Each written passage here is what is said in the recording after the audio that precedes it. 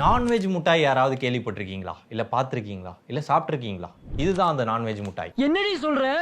எங்களுக்கெல்லாம் அப்படி ஒண்ணு இருக்கிறதே தெரியாத அப்படின்லாம் யோசிக்காதீங்க. நம்ம எல்லாருமே வாங்கி சாப்பிட்டு சவச்சு முழுங்கி போயிருப்போம் ஆல்ரெடி. இந்த ஜெல்லி மாதிரி இருக்கும். அதை சுத்தி சீனிலாம் ஒட்டிட்டு இருக்கோம் இல்லையா? அதுதான் நான்வெஜ் முட்டாய். அண்ட் இது நான்வெஜ்னு நான் சொல்லல. இங்க கீழே பாத்தீங்கன்னாலே தெரியும். ரெட் கலர்ல ஒரு டாட் ஒன்று வச்சிருக்காங்க. இது நான்வெஜ் தான். பின்னாடி இன்கிரீடியன்ஸ்ல பாத்தீங்க அப்படின்னா சுகருக்கு அடுத்து ஜெலட்டின் அப்படின்றது மெயின் இன்கிரீடியன்டா சேருது. இந்த ஜெலட்டினை எங்க இருந்து தயாரிப்பாங்க தெரியுமா? விலங்குகளோட எலும்பு மற்றும் தோல்ல இருந்து. இந்தியாவில் தயாரிக்கப்படக்கூடிய ஜெலட்டின் பெரும்பாலும் மாட்டோட எலும்புகள்ல இருந்து தான் தயாரிக்கப்படுது. இது அந்த மேனுஃபேக்சரர்ஸ் அவங்களோட வெப்சைட்லயே குறிப்பிட்டிருக்காங்க. வெளிநாட்டு சாமான்கள் இருக்கும் இல்லையா, அதுல உள்ள வெளிநாட்டு மிட்டாய்கள் எல்லாத்துலயும் பின்புறத்துல இந்த ஜெலட்டின் பன்றியில இருந்து தயாரிச்சிருக்கோம் அப்படின்னு சொல்லி குறிப்பிட்டிருப்பாங்க. பட் அந்த ஜெலட்டின் வந்து எந்த கண்ட்ரியில தயாரிக்கிறாங்க அப்படின்றது தகுந்த மாதிரி அதோட ரா மெட்டீரியல் மாறும். அது பன்றியா இருக்கலாம், மாடா இருக்கலாம், ஆடா இருக்கலாம், இந்த மாதிரி எதுவா வேணா இருக்கலாம். இது நான்வெஜ், மாடு சேருது, பன்றி சேருது அப்படின்றதுக்காக அதை அவங்கள சாப்பிடக்கூடாது அப்படின்னு நான் சொல்ல மாட்டேன். ஏன்னா அது அவங்களோட தனிப்பட்ட விருப்பத்தை பொறுத்தது. நான்வெஜ் முட்டாயும் இருக்குது அப்படின்றத தெரிஞ்சுக்கங்க. தெரிஞ்சுக்க புரிஞ்சுக்க கரெக்டா இருந்தா புரட்டா கரெக்டா